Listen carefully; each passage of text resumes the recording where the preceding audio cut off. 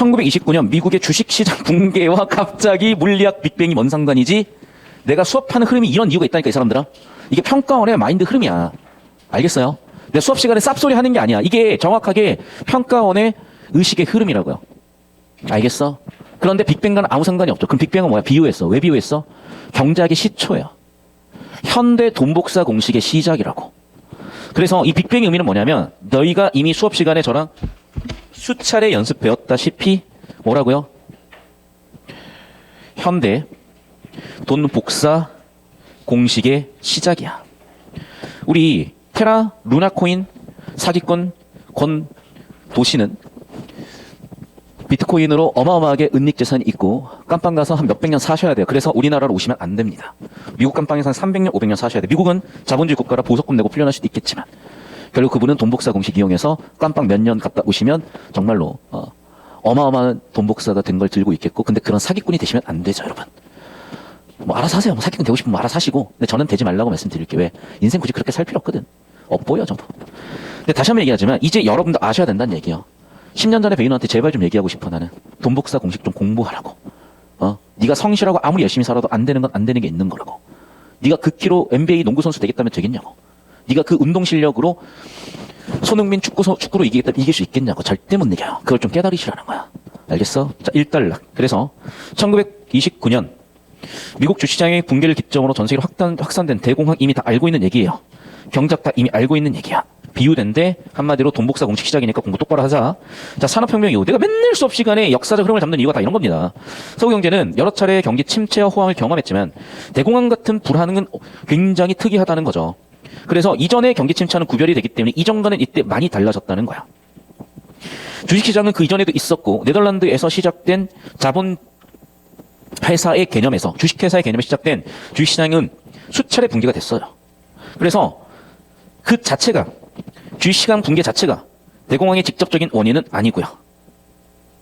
또 대공황의 전개 및 회복 과정에 대해서도 일단은 다들 동의하고 있는데 주식시장 붕괴에 따른 은행 파산, 디플레이션, 보호무역주의 대두에 따른 국제교역 감소 등의 연쇄적 과정을 거치면서 통상 경기 침체가 대공황으로 확대되었다라는 관점인데 갑자기 이 역사 공부 왜 합니까? 역사 공부하시라고. 알겠어요? 요즘 애들은 역사 공부를 안 하신대. 자, 주식시장 붕괴요. 잘 들어. 지금 일어난 일이죠. 코로나 직후. 그러면 어머나 씨부레 이거 뭐 예언은 있냐 지금? 이거 언제 쓴 거야? 봐. 니네 관심이 없니? 뭐 유튜브 인스타 겁나 보시더만. 여러분, 나 지금 갑자기 나 확 발견했네. 여러분, 봐. 은행 파산이라고 쳐볼게. 아니, 은행 파산이 자주 있는 일이 아니에요. 그런데 보이니? 바이든 은행 규제 강화 지시. 최근 두 은행의 파산 사태를 적시하며 SVB라고 실리콘 벤처 뱅크예요. 그리고 스위스도 2등 은행이 지금 파산했어요. 지금 난리야. 몰라? 지금 난리야, 얘들아. 지금 난리야. 도장 깨기 같다. 보여요? 지금 파산 이미 시작했어요. 어마어마하게 파산 시작했습니다. 근데 어머나 EBS 지문은 최소한 파산 전이야. 이 지문이 출제된 것. 알겠어? 역사는 반복된다니까. 역사 공부하세요. 우리 정우성 형님께서 얘기하셨어요. 자, 봐. 은행 파산, 디플레이션 정확하게 그 다음 보호무역주의. 맨날 미국하고 중국하고 지금 싸대기 날리고 싸우는 이유가 뭐야. 여러분 지금 우리나라 무역 적자가 어마어마한 이유가 뭔지 알아요? 미국 때문이야. 미국이 중국하고 더 이상 교역하지 말래. 씨발 니네 줄 좀 서래. 언제까지 일본하고 뒤져 터지게 싸우고 중국하고 친할 거냐. 너희 줄 좀 서라고. 너희 내 라인이 탈 거야 저쪽 라인 탈 거야. 빨리 결정해. 한 거예요. 어떻게 해? 어떡하냐고. 미국 라인 타야지 뭐. 왜? 반통인데. 부통 라인 타서 뒤에 차 맞을 거예요. 통한테 붙어야죠. 그거야. 국제교육 감소, 연쇄적 과정, 통상적인 경기 침체가 대공황 확대. 미래가 보이지. 내가 얘기했다. 잃어버린 2년째다 우리. 정확하게 잃어버린 1년 차에 올해가. 여러분 세대는 굉장히 가혹해질 겁니다. 대공황 원인과 관련해서도 1차 세계대전 이후 경제구조의 불안정성, 러시아 우크라이나 전쟁이 또 떠오르는 이유는 뭐죠? 왜 대만과 중국이 전쟁할 것 같죠 자꾸? 경제정책의 실패가 대공황을 초래했다는 것에 어느 정도 합의가 이루어져 있으나 불안정한 경제구조의 주요 원인에 관해서는 모르겠어 아직. 그래서 그래 주제 이제 세팅이야. 지금까지는 역사 공부고요. 지금까지는 역사 시간에 배우셨으면 되기 때문에 이미 다 아는 내용이다. 끝. 내가 수업 시간에 이 연표 좀 그만 그리자. 역사 강의 또 했다 나 오늘. 1907년 여기에는 명시하진 않지만 금융위기가 오므로써 유럽 금융자본 특히 JP모건이 들어와서 이 문제 싸그리 작작 해결하고 우리 중앙은행 만들어야 돼 이 새끼들아. 만들겠어요? 사금융이 왜 중앙은행을 만들어? 이상한 소리 좀 하지 말라 했다가 1차 세계대전 터지고 그 혼란스러운 틈을 타서 연방준비제도 또는 연방준비은행이 만들어졌고 사금융이라니까. 달러를 찍어낼 수 있는 권한이 있는 통화정책을 시행할 수 있는 자본주의 신이 미국 정부가 아니라 사금융이라고요. 그렇게 중앙은행이 만들어졌어. 그러면 중앙은행의 통화정책을 통해서 이 경제 위기든 모든 문제가 해결되어야 될 것 같은데 도대체 왜 1929년에는 대공황이 또 왔냐는 거야. 그래서 그 전까지 야경국가가 이제 큰 정부로 바뀌는 거죠. 여러분 다 배우셨죠? 사회 시간에 야경국가. 안 배웠냐? 다 알고 있는 내용이야 얘들아. 그래서 역시도 제가 수업 시간에 경제 패트에서 수도 없이 얘기한 그 얘기가 이미 다 세팅이 된 거야. 다시 한번 역할 구분입니다. 정부는 재정정책, 중앙은행은 통화정책. 오케이? 자, 이미 우리가 다 배웠던 거고요. 자, 그러면 이 1929에 있었던 대공황의 원인이 도대체 통화가설이야 지출가설이야? 사실은 둘 다라고 전 봐요. 낫다이가 뭘 한다고? 근데 이미 수능에 둘 다야. 어휴씨, 녹색이네. 주제 세팅됐죠? 통화가설 이어지는 흐름을 좀 잡아주시고요. 지출가설은 어디 있습니까? 찾아. 어디 있어? 씨. 겁나 보네. 여기 있다. 우. 찾았죠? 잘 들어. 저 터지죠 정부량? 근데 1달러께 다 아는 내용이라니까. 그래야만 해. 여러분 사물학평 꼭 들으셔야 돼요. 이 느낌이 그 맥락에서 오는 거야. 사물학평 아까 3시에 들었던 학생 기억나죠? 우리 아까 과학기술지문 기억나요? 진짜 처리할 정보가 없다니까 여러분. 아직도 기억나. 근데 기억력이 정말 별로 안 좋은데 아직도 기억나. 뭐였지? 초임계 유체. 이산화탄소. 그게 용매냐? 반용매냐? 맞죠? 그런 거. 얘도 마찬가지야. 정보량 다 필요 없어. 그냥 주황색 정리됐으면 됐어. 자, 2달러 봐. 통화가설을 지지하는 학자들은 대공황의 원인이 뭐야? 미국 연준에 있다는 거야. 오케이? 연준 니네가 해결을 못했네야. 됐죠? 연준이 1920년대까지 중반까지 공개시장에서 잘 들어. 국채 매입을 하면 어떻게 돼? 통화량이 확대돼. 이걸 뭐라 그러니? 알아야 돼 여러분. 뭐라 그래? 완화라 그래. 완화. 요즘은 quantitative ease, 양적 완화야. 이 easy가 완화야. 통화량을 늘린다는 얘기야. 이미 기출에서 배웠다니까. 경기 침체가 왔어. 유동성을 양적 완화하는 거야. 채권을 사들여서 통화량에 시중은행이 갖고 있는 돈을 늘려주는 그런 통화정책을 썼다고요. 됐어? 파란색으로 쓸 필요도 없이 이미 기출에서 다 배운 거라고요. 녹색이야. 그럼 어떻게 돼? 통화량이 확대되니까 자 가계나 기업은 어떻게 됩니까? 소비 투자가 활성화되겠죠. 이해돼? 특히 가계가 돈 나면 뭐 할래? 뭐 다 사재 낄 거예요. 투자도 해야지. 투기도 해야지. 그러니까 당연히 자산 가치가 폭등될 수밖에 없죠. 물가 오를 수밖에 없죠. 이해됐어? 이미 다 기출에서 배운 거야. 통화량 늘죠. 금리 줄죠. 신용대출 늘죠. 통화량 늘어서 경기 주체인 가계, 기업이 소비 투자 늘리고 수요 공급 느니까 경기가 좋아지면서 구매력 좋아지니까 물가도 오르고 자산 가치도 폭등하는 버블의 시대가 오더라. 됐죠? 당시 세계는 국제통화제도로 금 보유고가 증가할 경우 통화량도 같이 증가시키는 뭐라고? 금 본위제 어머나 이게 바로 이수능 브레튼 우즈잖아. 됐니? 그러니까 여러분 지금 제가 녹색 형광펜 한 줄 한 줄이 전부 다 기출지문이에요. 굳이 써야 돼? 2026월. 굳이 써야 돼? 2022 수능. 수출 증가에 따른 해외로부터 지속적인 금의 유입. 금 자체가 뭐야? 통화량이라니까. 지금 무슨 얘기예요 지금? 통화량이 따블이 된 거죠. 이미 잘 들어. 연준부터 서브젝트 주어. 연준이 주체가 돼서 통화정책으로 통화량을 올려놨는데 거기에 플러스 뭐라고? 무역 흑자가 나버리니까 통화량이 더 늘어버린 거예요. 그럼 어떻게 돼? 통화량이 급격히 늘면 물가도 급격히 올리는 인플레이션이나 자산가치 폭등되는 버블 같은 문제가 생기겠죠. 그럼 그런 버블 같은 문제가 생겼으니까 어떻게 돼? 이제 어떻게 됐어? 긴축으로 간다니까. 즉 사회 불안이 너무 심각해질 수 있고 버블이 커지면 그 충격이 나중에 경제를 작살낼 수 있으니까 야 이거 위험하다. 그래서 사회 불안을 해결해야 될 것이고 그 해결은 어떻게 한다? 돈이 풀려서 유동성이 풀려 생긴 문제니까 유동성을 축소를 가야 되고 채권을 매도해서 시중은행이 가지고 있는 통화량을 줄이고 통화량을 줄였네. 금리 높아지네. 신용대출도 못하겠죠. 통화량 줄이겠죠. 가게나 기업은 소비 투자를 줄일 것이고 수용국 줄일 것이고 경기를 진정시키려고 했던 거라고. 여기까지 이해됐니? 다 기출 내용이고 이미 다 알고 있는 내용들이야. 여기까지조차도. 자 그럼 어떻게? 통화량이 감소됐죠. 이자율이 높아졌죠. 대공황이 초래된다니까. 웃긴 게 뭔지 알아?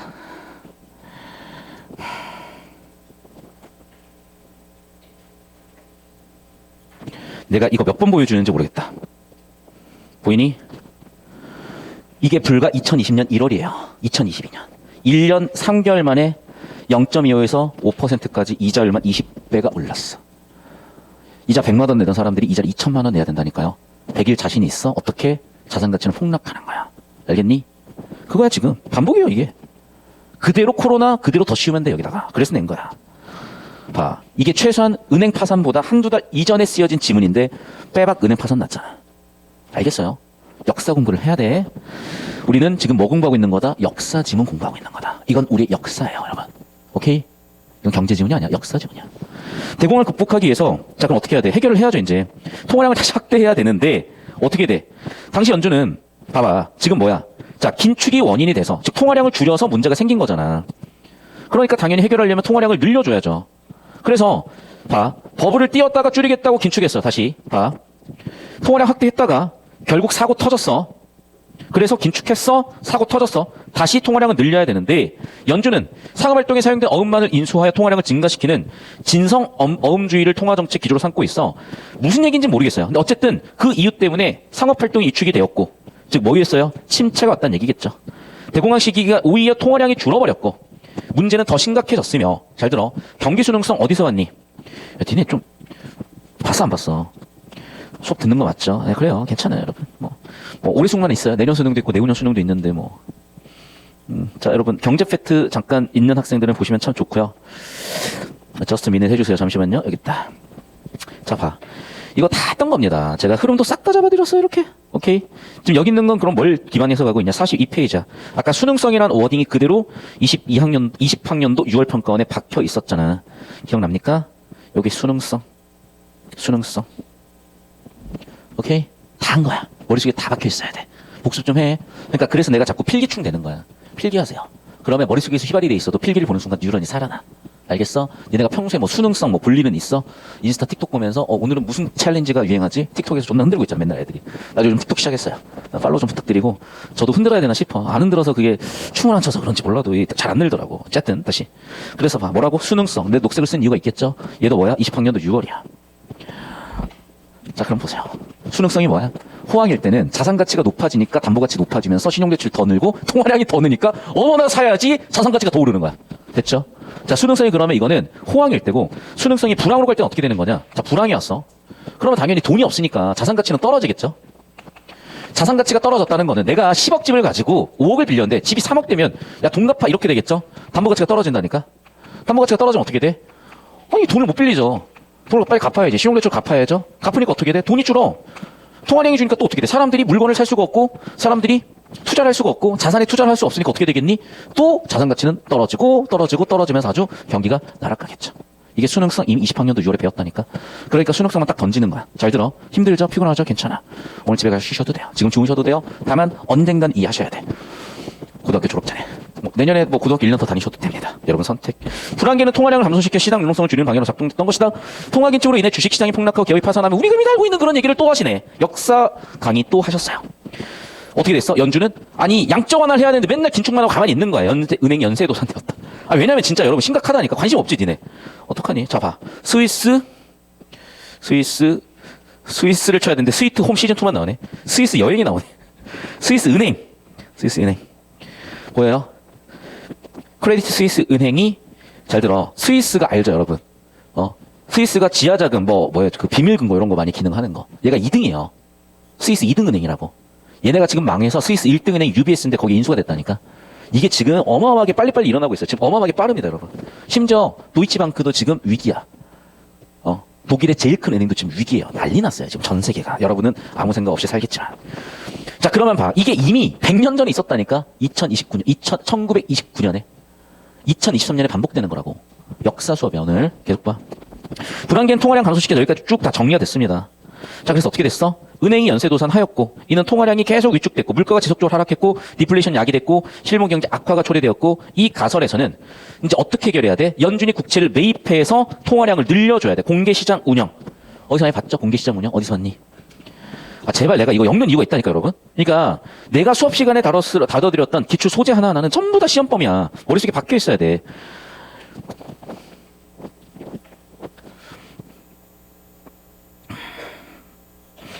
공개시장 운영 보여요? 18학년도 6월. 여기서부터 이어지고 있잖아, 지금. 알겠냐? 제발 제가 이거를 계속 끌고 오는 이유를 알고 있어야 돼. 관심이 없죠? 힘들죠, 그냥? 주무시고 싶은데 도대체 알지도 못하겠는 저런 게 무슨 상관인지, 그쵸? 적당하게 괜찮은 온도와 아주 잔잔한 목소리야. 졸리고, 엄마는 찾아올 일이 없고, 여기서 한숨 주무시고 가셔도 괜찮죠. 계속 봅시다. 통화량을 시장에 적극적으로 공급하였다면 통상적인 경제 침체가 대공황으로 이어지지 않을 것이라고 주장하며, 어떻게 해야 돼? 연준 니 새끼들이 좀 문제야 라고 얘기를 하는 거죠.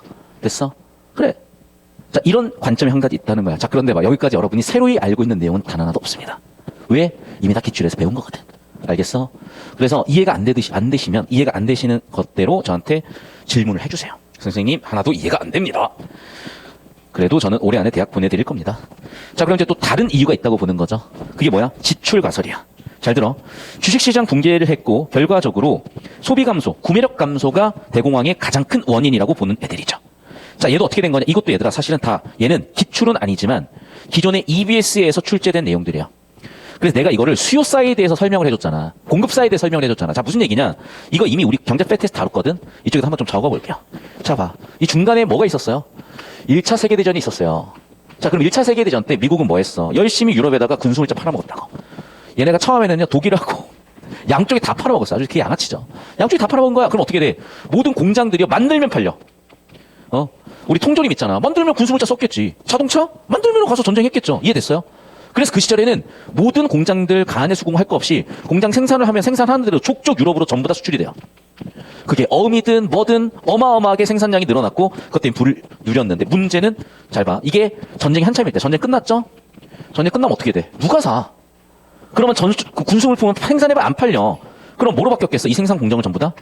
내수나 내구재로 바뀌었겠죠. 근데 문제는 얘네가 쉽게 얘기하면 우리 스타크래프트 해봤어요? 배럭을 한 30개 만들어 놓은 거야. 말이 한창 찍을 때는 배럭 30개 다 돌려도 돼. 팩토리 한 30개 돌려도 돼. 근데 이제는 안 사간다니까? 그럼 어떻게 돼? 인구수가 꽉 찬 거예요, 이제. 더 이상 만들 수 없어. 그럼 어떤 일이 벌어지니? 그래, 재고가 쌓이죠. 재고가 쌓이니까 어떻게 돼? 수익성이 악화되죠. 수익성 악화되니까 어떻게 돼? 고용을 줄이죠. 고용 줄이니까 어떻게 돼? 구매력이 줄죠. 구매력이 줄니까 기업은 안 그래도 공급은 많이 되고 있는 재고 더 늘겠죠. 됐어? 그러면서 대공 왔다는 거야. 지금 무슨 얘기야? 여기는 공급 과잉이 문제라고 보는 거예요. 그래서 어떻게 해결해라? 정부야, 니네가 좀 개입해가지고 야경 국가만 하지 말고 니네가 좀 수요 좀 일으켜줘라. 공급 과잉이 문제니까. 너희가 공산주의에 대해서 이미 만들어놓은 부품을, 이미 만들어놓은 핸드폰을 분해시킬 수는 없잖냐. 진짜 그랬어. 옛날에 공산주의 국가들 어땠는 줄 알아요? 100개 만들려고 그랬는데 120개, 150개 만들었으면 자본주의에서 어휴, 초과 생산을 했어? 대단하네? 이러면서 팔으세요 했는데 공산주의 국가는 뭐라 그런 줄 알아요? 야, 누가 150개 만들래? 이거 말 안 듣네? 만들지 마, 이 새끼들아. 이렇게 된 거야, 진짜. 그래서 공산주의 국가에서는 한 8월 달쯤에서 100개를 만들면 노는 거야. 또는 만들고 봤더니 150개잖아. 50개를 분해시켰어요. 진짜 진심. 그게 계획경제야. 그러니까 다 망했지. 이해됐냐? 자, 그럼 다시 와. 미국은 1차 세계전 다시 유럽의 군수물자를 판매함으로써 엄청난 부를 축적했죠. 설비 투자가 늘어났죠. 결국 심각한 과잉 설비가 됐겠죠. 그래서 어떻게 됐어? 자, 봐. 이제 더 이상, 잘 들어. 기업에 투자해서는 돈을 못 버는 거야. 그럼 어디에 투자를 하겠어? 당장 폭등하는 금융자산에 투자를 하겠죠. 그런데다가 내부적인 요인이 있었다니까. 자, 이제 파란색 화폐로 갈게요, 이제 그러면. 금융자산 투자를 했었고, 결과적으로 내부적인 요인으로 주식시장이 붕괴가 된 거예요. 뭐 때문에? 내재적 불안정성 때문에. 됐죠? 그리고 어떻게 됐어? 미래소득에 대한 불확실성 증가했죠? 그럼 사람들이 소비를 안 하죠. 어떻게 돼, 그러면? 재고는 늘죠. 재고 늘었으니까 어떻게 되겠어? 당연히 기업 투자 감소하죠. 왜? 안 팔리는데 어떻게 해? 기업 투자 감소하니까 어떻게 돼? 고용 줄였죠. 고용 줄었으니까 실업은 늘죠. 실업 늘었으니까 사람들 소득이 줄었죠. 소비 구매력도 줄죠. 민간 소비 구수요 감소로 갔죠. 기업 망하겠죠, 이제. 그러면 돈을 못 버는 가계 및 기업 대출 부실로 은행들은 파산하겠죠. 결국 대공황이 일어났다는 겁니다. 그래서 그러면 미국에서 끝나야 되는데 왜 여기에 전 세계로 확산이 됐냐는 거야. 왜 확산이 됐대? 잘 들어. 그게 바로 근본이제 때문이라는 거야. 그러면 근본이제는 또 여기서 이렇게 이어지는 거죠. 여기 있는 근본이제와 여기 있는 근본이제로. 왜 그랬을까? 봐. 대공황 발생 이후 미국은 당연히 어떻게 해야 돼? 보호 무역을 해야지. 그래야 자국산업 보호가 되겠죠. 그럼 어떻게 돼? 해외 수입을 줄이고 수출을 늘리겠죠. 또 어떻게? 돈 빌려준 거 금으로 내놔. 빨리 이렇게 될 수밖에 없죠. 그럼 결과적으로 어떻게 돼? 다른 국가들은 미국에 채무를 갚아야 되기 때문에 첫 번째, 금이 미국으로 들어올 수밖에 없고, 두 번째, 미국이 수입을 줄였으니까 적자가 나겠죠. 외국의 입장에서는. 미국이 물건 안 사주니까. 그러면 적자에 빌려준 돈도 내놔라고 하니까 외국은 금 보유가 줄어. 즉 화폐 통화량이 줄어들어가는 거죠. 왜? 금이 돈이었으니까. 그러면 외국 국가들의 통화량이 주니까 의도치 않은 긴축이 일어나 버린 거지. 통화량이 줄면 어떻게 된다고? 긴축이 일어난다고. 그래서 결국에는 계속 가다 보면 경기 침체까지 나락으로 간다니까. 그러니까 미국의 경제 대공황을 해결하기 위해서 미국이 돈 갚아라 금 가져버렸어. 미국이 해외로부터 수입을 줄여버렸어. 보호무역을 했어. 결국 어떻게 돼요? 전부 다 미국으로 돈이 쏠릴 수밖에 없고 다른 나라 화폐가 줄어드니까 다른 나라 유동성 위기가 오는 거야. 이게 너무나 소름 끼치게도 지금 일어나는 일이에요. 자, 봐. 미국이 금리를 높였어. 어떻게 된다고 금리를 높였으니까? 미국의 수익성이 높아지지. 그러면 우리나라나 외국에 투자돼 있던 자금들이 미국으로 다시 돌아갈 거 아니야.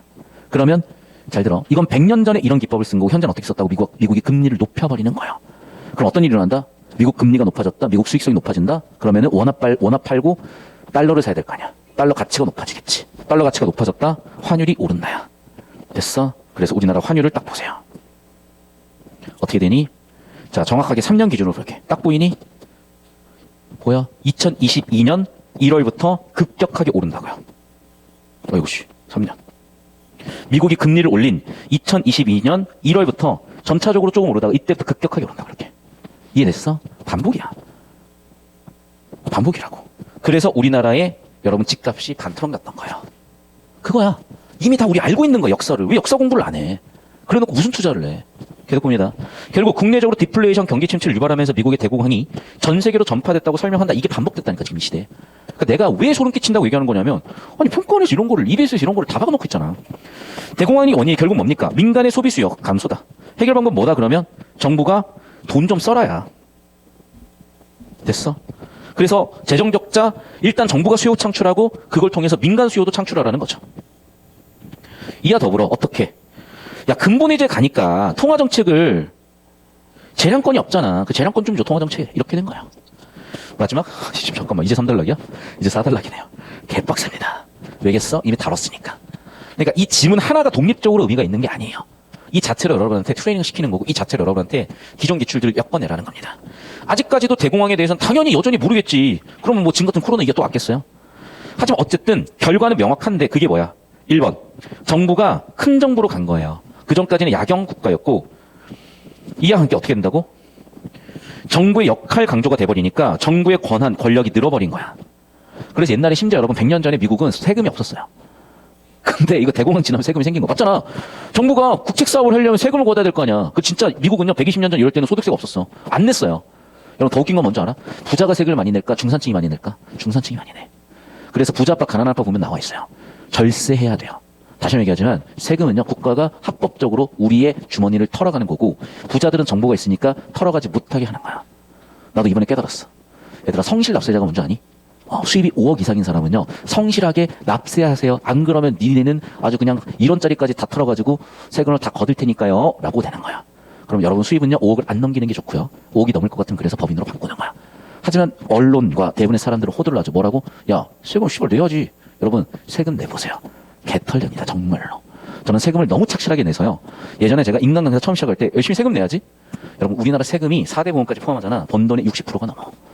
그러면 운영하고 나 밥 먹고 세금 내고 났더니 마이너스 나 있는 거야. 알겠어? 절세하셔야 돼요. 탈세하지 마라. 불법하지 마라. 법을 정확히 알고 대응하셔라. 자 어쨌든 그런 보이지 않는 손 작살났다. 수정돼야 된다. 수정자본주의로 갔다. 동시에 뭐라고? 중앙은행의 역할도 필요하다. 결국 오늘 우리는 역사 지문 했습니다. 결국 무슨 얘기야? 우리 경제 패스트랙에 나왔던 지문들 내용들을 이 EBS에서 하나의 완성된 퍼즐 조각 모인 그림으로 그려줬다. 여러분 제가 이 한 지문 수업하려고 깔아놓은 지문만 5개가 넘어. 기출. EBS까지 깔면 8지문이 넘어. 즉 우리의 경제 패스트랙 1, 2월 달 과정이 결국에는 이 한 지문을 위한 보석인 거고 이게 올해 수능의 밑그림이라고. 자 1단락에서 대공황의 원인이 되는 가설은 2가지가 있다. 통화가설과 지출가설이 있다. 한 단락이 거의 뭐 한 지문이야. 존나 빡세요. 자 그러면 통화가설은 뭐냐면 기출들을 진짜 다 모자이크 종합 모음해놨어. 죽겠어 아주 그냥. 그래서 다 녹색이야. 보시면 알겠지만. 그래서 통화가설은 연방준비제도 또는 연방준비은행, 중앙은행이 문제의 원인이다. 1920년대 중간에 양적 완화를 함으로써 통화량이 늘어버렸고 버블이 생기더라. 무역 흑자에 의해서 미국 내 통화량이 많아지니까 버블이 생겨버리더라.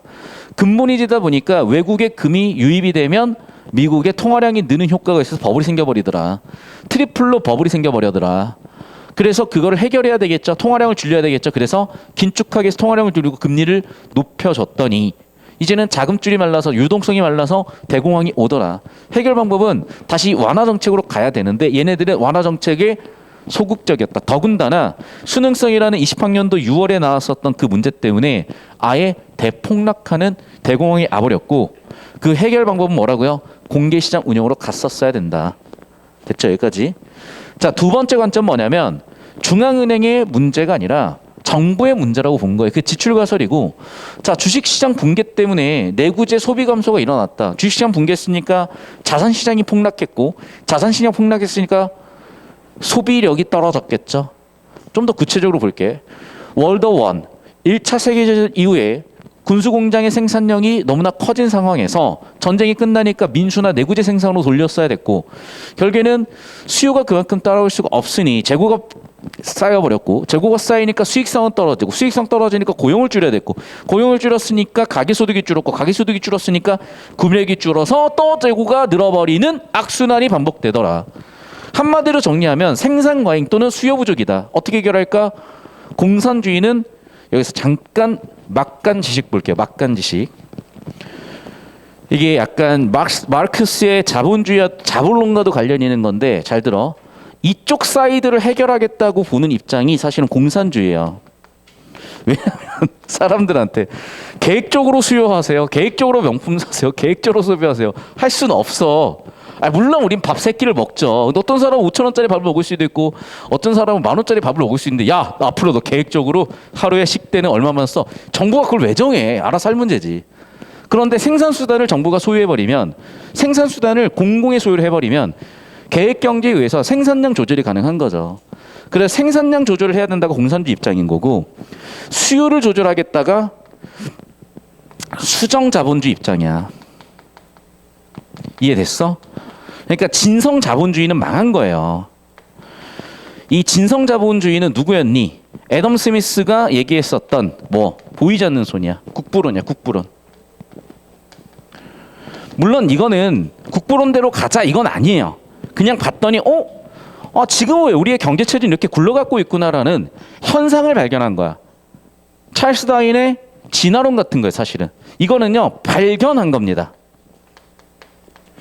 오킹하고 그 민민민도 발견이냐 발명이냐 싸우던데, 발견이에요. 수학은 발명이 아니야. 숫자는 발명이겠지. 그런데 공산주의는요 발명한 거야. 마르크스가. 이해됐어? 즉 이 자본주의의 문제를 공산주의로 해결해 봅시다. 아닙니다. 수정자본주의로 해결해 봅시다. 이렇게 됐던 거예요. 됐어? 수정자본이 뭐라고? 정부가 이제 수요사에 대해서 힘을 보태라 해요. 어떻게? 자, 일단 원인을 찾을 필요가 있는데, 첫 번째 문제는 뭐냐면, 지금 기본적으로 금분위를 왔기 때문에 봐, 이게 금 유통량에 따라서 통화량이 결정돼 버리는 거예요. 그렇기 때문에 금분위제로 가지 말자는 얘기가 나오는 거야. 두 번째, 미국이 위기가 왔기 때문에 미국은 전 세계에 1차 세계대전 때 군수물품을 팔아먹고 빚으로 갖고 있는 상태인 거야. 동갑화가 된 거고, 당연히 그 시절에 돈은 뭐야? 금이야. 금은 화폐였으니까. 그럼 미국 내 금유입이 되니까 어떻게 돼요? 외국의 금이 줄겠고 화폐가 줄었네.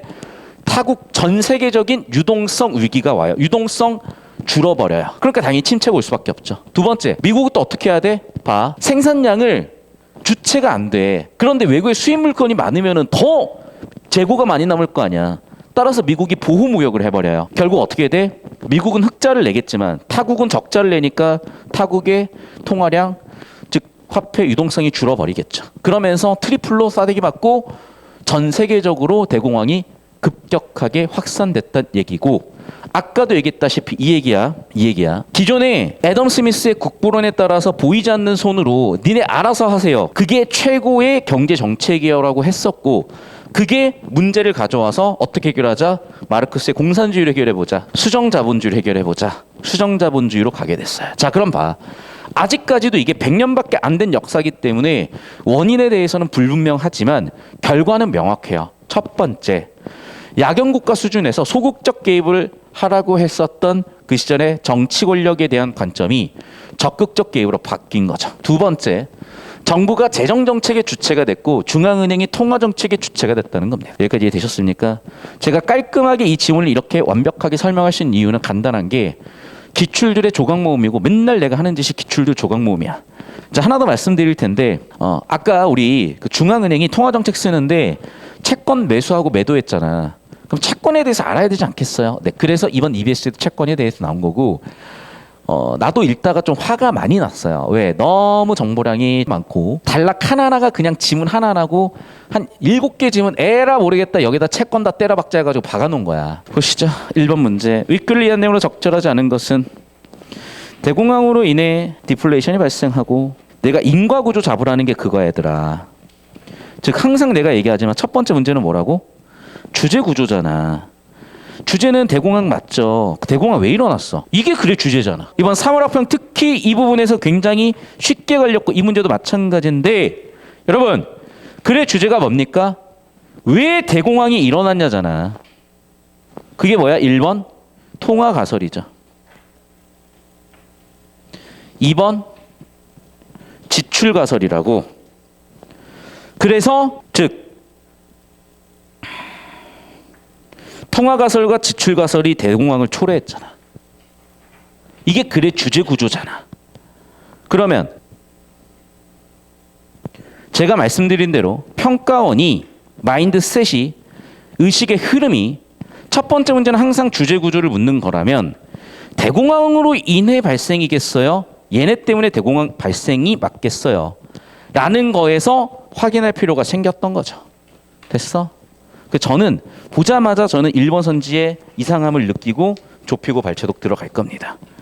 대공황으로 인해 디플레이션 발생인지 디플레이션 발생 이자율 상승 때문에 대공황 발생인지 그래서 봤더니 어떻게 됐어? 보였죠?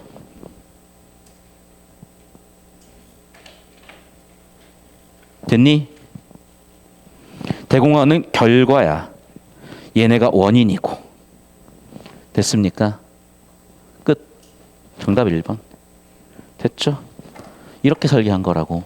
더 이상 볼 필요가 없어. 뭐가 틀렸어? 구조 아웃이야. 즉 대공황의 원인에 대해 살피는 게 글의 주제라고. 대공황 원인에 대해서. 됐어? 거꾸로 가야 돼. 디플레이션 발생, 이자율 상승 때문에 대공황이 발생했다. 끝. 됐죠? 이 방향이 틀렸다. 끝. 그냥 지문 정보량과 난이도에 비해서 주제 구조만 잡으면 이렇게 문제가 쉬워질 수가 없고 지문 자체도요. 애들아 다 알고 있는 지문이잖아. 너희 수능 지문 알고 들어가는 거야. 나랑 같이 공부하면. 맞잖아. 뭐가 나오겠어? 이게 나오겠지. 변별 다 되죠 이제. 자, 두 번째. 사실 미적분이 들어온 이유는 경제 때문이에요. 수학을 해야 되거든. 여긴 수학이야. 됐어? 그래서 실생활 문제고요. 보기 보고 수식을 만들어야 되는데 수식 만들었니? 만들어 빨리. 안 만들고 이걸 어떻게 풀었는지 모르겠다. 자 보세요. 통화량 감소하면 이자율 상승한 이미 알고 있는 공식이지. 자 그래서 경작직 A는 뭐야? 이자율 상승이 관찰되지 않는다는 이유에서 통화가설에 대한 비판을 했죠. 그러면 봐. 거기에는 대안이 있어야 될 거 아니야. 그래서 어떻게 대안은 뭐래? 명목 변수와 실질 변수. 그는 화폐 단위로 표시된 명목 통화량이 감소한 것은 분명하지만 디플레이션으로 인해 실제 물가 역시 하락을 했고 명목 통화량을 실제 물가로 나눈 화폐의 구매력을 나타내는 실질 통화량은 감소하지가 않았다. 자 봐. 벌써 수식 빡세게 나왔으니까 한번 정리하고 가야 되겠죠. 자, 첫 번째 수식이야. 두 번째, 이에 따라 실질 이자율 역시 상승하지 않았다. 통화량 감소하지 않아서 이자율이 상승하지 않았다. 이게 무슨 얘기지? 봐. 이 얘기는 일단 첫 줄에 나와 있는 전제기도 하죠. 통화량 감소, 이자율 상승이야. 통화량 감소하지 않았으니까 이자율 상승하지 않은 거죠. 그리고 이 얘기는 왜 잡혀야 되냐면 통화량과 금리는 묶어서 보는 거야. 역관계야. 이해됐어요? 그래서 통화량과 금리는 엮어서 보는 건데 통화량 감소, 이자율 상승이야? 감소 없어? 이자율 상승도 없겠지. 통화량 증가, 이자율 감소야. 됐죠? 자, 그래서 통화량이 유지됐기 때문에 이자율도 유지됐다.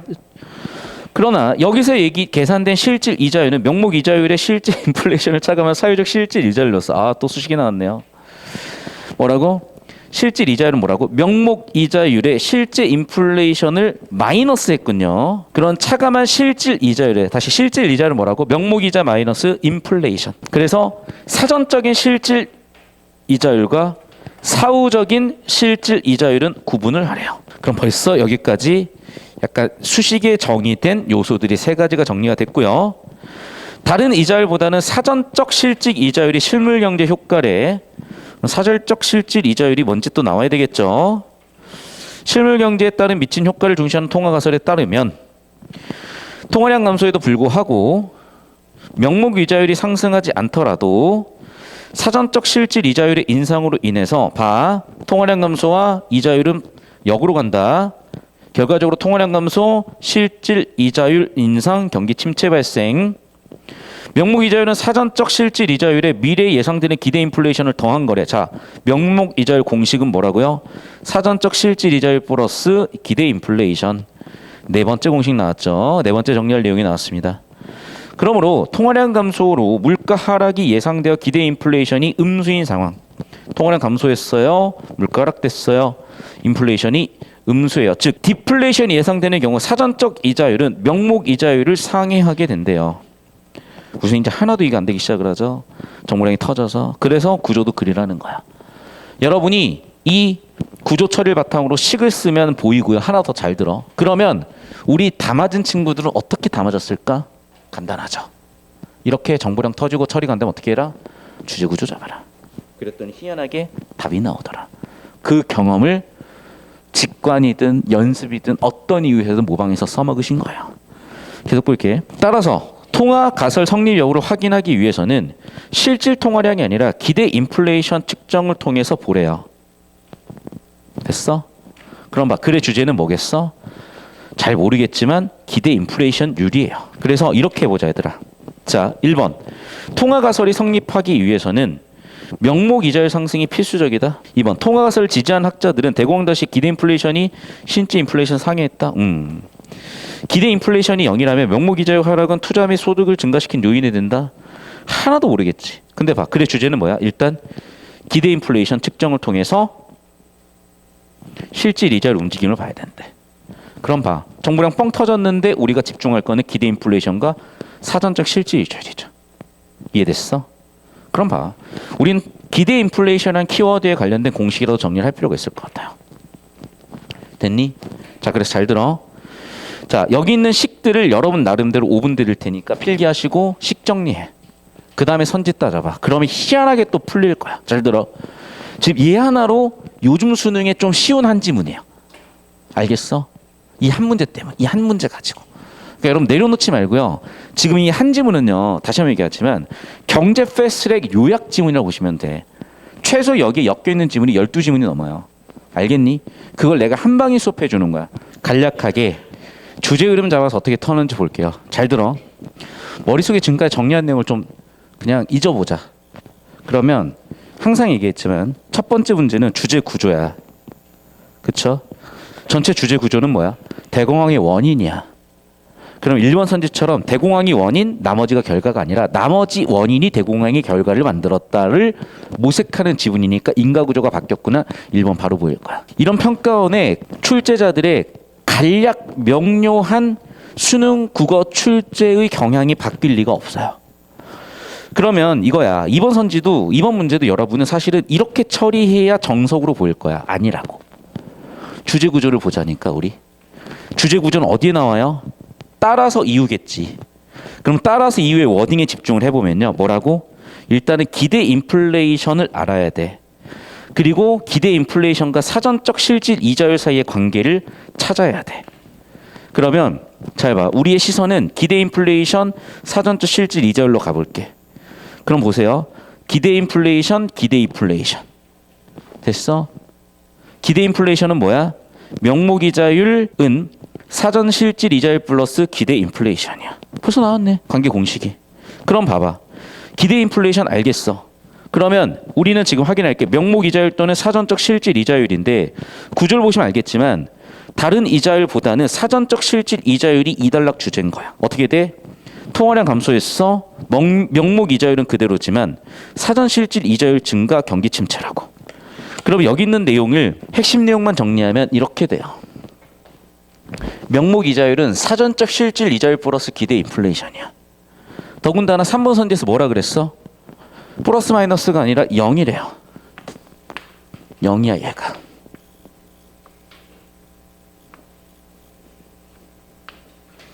이런 등식이 나오죠. 그래서 밑에다 다시 쓸게요. 자, 글의 내용에 따라서 명목 이자율은 사전적 실질 이자율 플러스 기대 인플레이션인데 이 기대 인플레이션이 몇이야? 0이야. 따라서 얘와 얘가 등호 성립이에요. 자, 명목 이자율이 하락하면 실질 이자율, 사전 실질 이자율도 당연히 하락하죠. 됐니? 그리고 아까 제가 중요한 정보라고 했었던 사전 실질 이자율과 경기는 반대 관계야.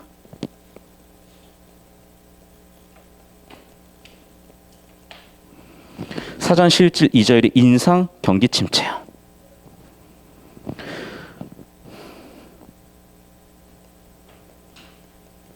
정답 3번 끝이죠, 그러면.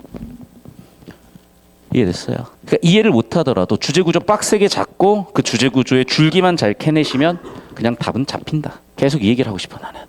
됐어?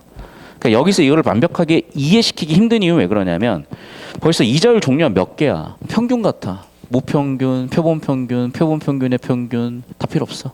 주제구조 흐름 잡아. 줄기 잡아. 식 정리 끝. 됐습니까? 이 느낌 잡아야 돼. 알겠어? 그러니까 얘가 연습하기 썩 좋은 건 아니야. 그래서 입안에서 하는 거고 이게 어려운 친구들은 무조건 3시 반 해설 강의 및 그 기본기 커리를 잘 잡으셨어야 됩니다. 자, 그럼 봐 이제 기억 니은에 대한 설명을 잡아보래요. 기억 니은 누구니? 통화가설과 니은 지출가설이죠. 둘 다 나는 첫 번째 누가 문제야? 중앙은행이 문제라고 봐요. 두 번째는 뭐가 문제야? 정부가 개입해야 된다고 봐요. 지금 각각의